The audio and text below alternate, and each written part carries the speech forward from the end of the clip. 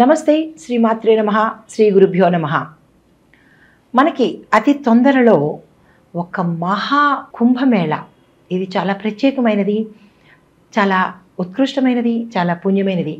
అసలు కుంభమేళ అంటే ఏంటి, అది ఎన్నిసార్లు వస్తుంది, అసలు కుంభమేళాల్లో ఏం చేస్తారు, దీనికి ఎందుకు అంత ప్రత్యేకత ఆపాదించబడింది, దీనికి వెనక గల కథ ఏమిటి అనే అంశాలన్నీ ఒక్కొక్కటిగా ప్రత్యేకంగా తెలుసుకుందాము. అయితే ఈ కుంభమేళ జనవరి 13వ తారీఖు నుంచి ప్రారంభమవుతోంది. అయితే ఇది ఎన్నిసార్లు వస్తుంది, దీనిలో ఉండే కేటగిరీస్ ఏమిటి అనేది ఒక్కొక్కటిగా తెలియపరుస్తాను. అయితే ఉత్తరప్రదేశ్లోని ప్రయాగ్రాజ్లో జనవరి 13వ తేదీన మహాకుంభమేళ జరగబోతోంది. ఇది 45 రోజుల పాటు జరుగుతుంది. అయితే జనవరి 13 నుంచి ఫిబ్రవరి 26వ తారీఖు వరకు జరిగే కుంభమేళాని మహాకుంభమేళ అంటారు. అయితే మొత్తం ఇది 45 రోజుల పాటుగా జరుగుతూ ఈ కుంభమేళాని అసలు మహాకుంభమేళ అని ఎందుకు అనాలి అంటే కనుక ఇది 144 సంవత్సరాలకు ఒక్కసారి వస్తుంది అని మన పండితులు ఋషులు చెప్పారు. ఇది సాధారణంగా 6 ఏళ్లకు ఒకసారి వచ్చే కుంభమేళాని అర్ధ కుంభమేళ అని అంటారు.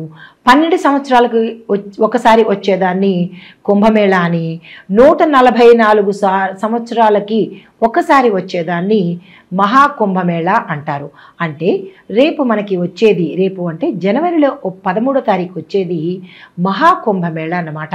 144 సంవత్సరాల క్రితం ఇది ఒకసారి వచ్చింది. అయితే ఈ కుంభమేళాని సాధారణంగా 4 ప్రాంతాల్లో నిర్వహిస్తూ ఉంటారు.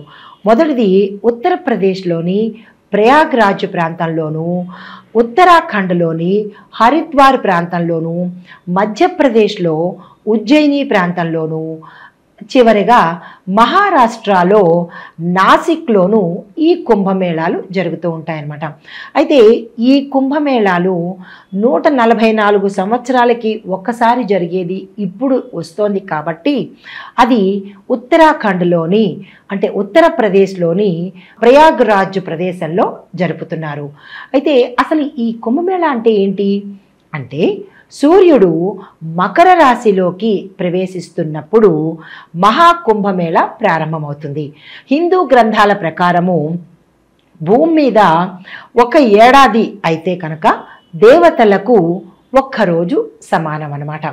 అయితే దీని ప్రకారము దేవతలకు రాక్షసులకు 12 ఏళ్ల పాటు యుద్ధం జరిగింది. అయితే అందుకే ఈ యుద్ధానికి ప్రతీకగా 12 ఏళ్లకు ఒక్కసారి కుంభమేళ అంటే పూర్ణ కుంభమేళాని మనం జరుపుకుంటాము. దేవతలకు 12 సంవత్సరాలు అయితే భూమి మీద మనకి 144 సంవత్సరాలు అయినట్టు, అది లెక్క అనమాట. మనకి 144 సంవత్సరాలు అంటే దేవతలకి 12 సంవత్సరాల కింద లెక్క.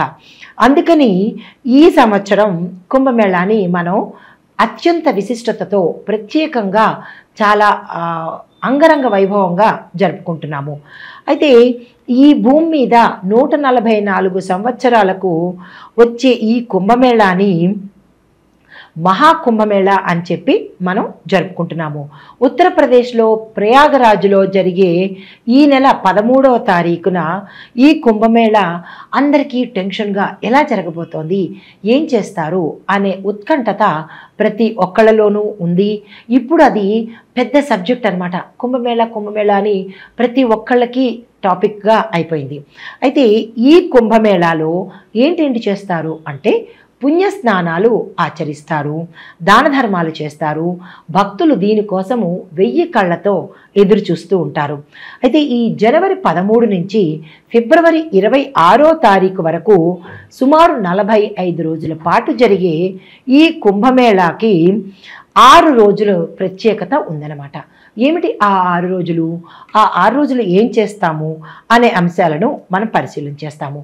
అయితే ముందుగా కుంభమేళా జరిగే సమయంలో పవిత్ర నదులలో స్నానాలు చేస్తే కనుక మోక్షం వస్తుంది అని భక్తుల యొక్క విశ్వాసము. ఈ సమయంలో నదుల్లో ప్రవహించే నీరు అమృతంలాగా అమృతానికి తత్సమానంగా ఉండి ప్రవహిస్తూ ఉంటుంది. ఈ కుంభమేళా సమయంలో కనుక స్నానాలు చేస్తే కనుక దేవతల యొక్క ఆశీస్సులు లభిస్తాయి అని మన పెద్దల వచనము, పురాణ శాస్త్రం యొక్క నమ్మకం అన్నమాట. అయితే ఈ కుంభమేళాలో రాయల్ స్నానానికి ప్రత్యేకతలు ఉన్నాయి. స్నానాలంటే ఒకటే కదా అని అందరికీ అనుమానం రావచ్చు. కానీ ఈ కుంభమేళాలో చేసే స్నానాల పేరు రాయల్ స్నానాలు అంటారు. అంటే రాచరికపు స్నానాలు అన్నమాట. గంగా, యమున, సరస్వతి నదులు అంటే ఈ త్రివేణి సంగమం అంటే ఈ 3 నదులు ప్రయాగరాజ్లో కలుస్తాయి. కాబట్టి దీనికి ప్రత్యేకమైన మతపరమైన ప్రాముఖ్యతలు కలిగి ఉంటుంది. దైవిక శక్తులు కూడా కలిగి ఉంటాయన్నమాట. అయితే ఇక్కడ ఈ 6 రోజులు ఏమేమి చేస్తారు అంటే కుంభమేళాలో ప్రత్యేకంగా ఉండే రోజులు, మొదటి రోజు స్నానము జనవరి 13, 2025 సంవత్సరం పుష్యమి నక్షత్రంలో పౌర్ణమి రోజున నిర్వహించబడుతుందన్నమాట. అది మొదటి స్నానము. రెండవ స్నానము మకర సంక్రాంతి రోజు అనగా జనవరి 14వ తారీఖు 2025 సంవత్సరంలో జరిగేది రెండవ స్నానము. మూడవ స్నానము జనవరి 29న మౌని అమావాస్య రోజు తప్పనిసరిగా ఆచరించాలి. నాలుగవ స్నానము వసంత పంచమి అంటే ఫిబ్రవరి 3వ తారీఖు 2025లో ఆచరించే స్నానము నాలుగవ స్నానం అన్నమాట. ఐదవ స్నానము మాఘ పౌర్ణమి రోజు అనగా ఫిబ్రవరి 12వ తారీఖు పౌర్ణమి రోజు చేసే స్నానము నాలుగవ స్నానము. మాఘ పౌర్ణమి ఫిబ్రవరి 12, 2025 రోజున చేసే స్నానము ఐదవ స్నానం అన్నమాట. అయితే ఇంకా చివరిగా ఫిబ్రవరి 26వ తారీఖున మహాశివరాత్రి రోజు చేసే స్నానము ఆఖరి స్నానం అన్నమాట. ఈ 6 రోజులు చాలా ప్రత్యేకమైనవి, పుణ్యప్రదమైనవి. కాబట్టి ఎక్కడెక్కడి నుంచో భక్తులు తరలి వస్తారన్నమాట. ఈ కుంభమేళా కోసము కొన్ని వేల సంవత్సరాల నుంచి, వందల సంవత్సరాల నుంచి కూడా చాలామంది వెయిట్ చేస్తూ దీనికోసము తాపత్రయపడుతుంటారు. అయితే ఈ మహాకుంభమేళాలో గంగా నదిలో కేవలం స్నానం మాత్రమే చేయడం కాకుండా సంయమనము, భక్తి, మతపరమైన నియమాలను కూడా పాటించాలి. స్నానం అంటే వెళ్ళి మునిగి వచ్చేయడం కాదు. దానికి సంయమనం పాటించి దానికి విధి విధానాలు కూడా పాటించవలసి వస్తుంది.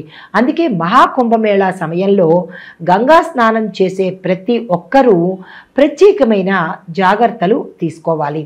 దీంతో వారు అనేక ప్రయోజనాలు పొందుతారు అని మన ఋషుల యొక్క వాక్యము. అయితే ఇదే కాకుండా చాలా ఆటంకాలు కూడా ఎదురైనా సరే ఎదుర్కొని ఈ స్నానాల కోసం వెయిట్ చేస్తూ ఉంటారనమాట భక్తులు.